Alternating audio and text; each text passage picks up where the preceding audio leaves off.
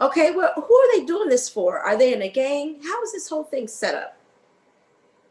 Well, from the way it used to be a long time ago, back in the day, there was certain gangs that had different territories, so everybody who sold in particular areas, all that money went to the gangs. But they don't have centralized gangs like that anymore. So what you're seeing now is what you call independence.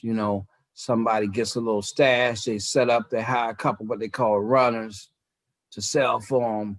Normally it's from block to block, maybe just from one little, maybe somebody might have more than one little spot, but most of the time he's just independent with his own little spot, his own little area, no more than a city block, and they just sell it on their own. Okay, now I've seen them out early in the morning and in the evening as well.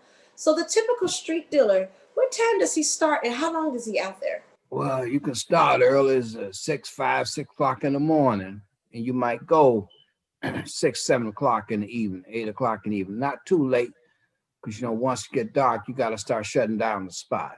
Why do they need to start so early? You got to consider your clientele, because most people, most users, they need that hit in the morning in order to get started. So they might be on their way to work. They might just get up and they can't function without that hit in the morning to get going.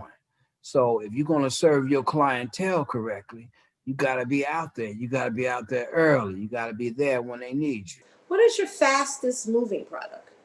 See, a heroin user, they going to come in the morning, and you may not see them till the next day. You may not see them till that evening. But now you got somebody on cocaine or crack. Well, they might come early a little bit later in the day, but they're going to come back 3 or 4 times a day, depending on how much they buying each time. And how much do you sell it for? Okay, well, see, I explained to you how to set up. You get these little packets, okay?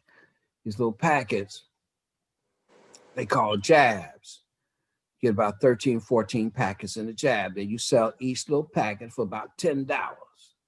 Okay, so out of a jab, you get about $130, $140. And then you as the runner, depending on what the guy who's the man in charge, he gonna kick back to you about $30, $40 a jab. How much do you sell in one day?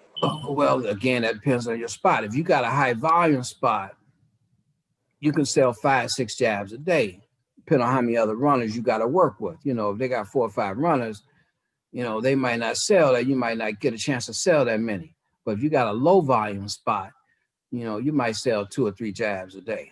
That's about $150 to $240 a day for 12 hours. Now, keep in mind that the average Amazon and UPS worker makes approximately between $12 to $28 per hour as well.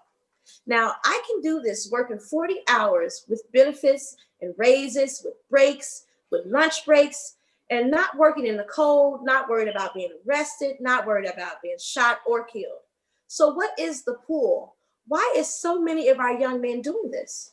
The media makes it look like everybody making big money. But truth be told, cuz you ain't making no money out here in these streets. Maybe now there are a few that make money. I give them that. But you got to be established for a while. You got to get a crew that you trust. You got to get established for a while. And the problem is, most of them never get to that point, So, yeah, the media makes everybody think that they make a lot of money. But these young men, they ain't making no money out here. The problem is they get involved in the life. And once they realize ain't no money to be made, once they realize they don't want to go back to jail anymore, they're already stuck in that life, and it's hard getting out of it once you get involved in it.